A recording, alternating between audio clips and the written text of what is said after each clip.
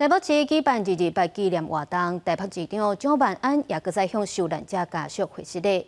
针对赖清德讲蒋介石犯大罪讲法，蒋万安是回应讲，政治人物面对历史、面对人民，应该爱谨慎、谦卑，爱有愈大包容。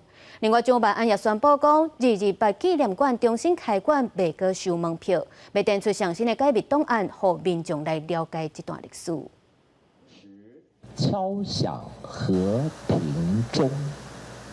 下晡2点28分，敲响和平钟。今仔日是228事件78周年，台北市教馆的第228纪念公园举办纪念活动。市长蒋万安以市长的身份，向228受难者家属回失礼。身为台北市长，我再次为当年的228事件，向所有受难者与家属表达最深的歉意。面对不幸的历史事件，一定要就事论事，是非分明。面对228时，我们必须化仇恨为友爱，以慈悲与谦卑的态度相互包容体谅。将总统马英九特别请由受难者家属做的碰色衫出席纪念会，针对总统赖清德第228中出仪式致辞，讲蒋介石滔天大罪讲法，蒋万安嘛特别做回应。身为负责任的政治人物，面对历史、面对人民，应该要谨慎，应该要谦卑，应该要有更高的视野与格局，要更大的包容。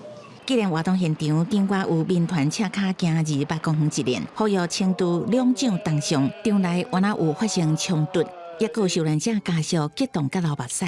加害者的红带走开！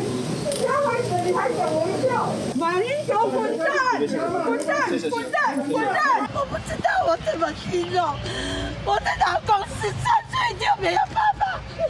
蒋万安承诺，市政府持续推动人权教育，公开市政府整合到的相关资料，也会把整修过的228纪念馆重新开张，新增加上新解密的政治档案、家属关键的文物，以无收门票的方式，让参访者更加熟悉历史。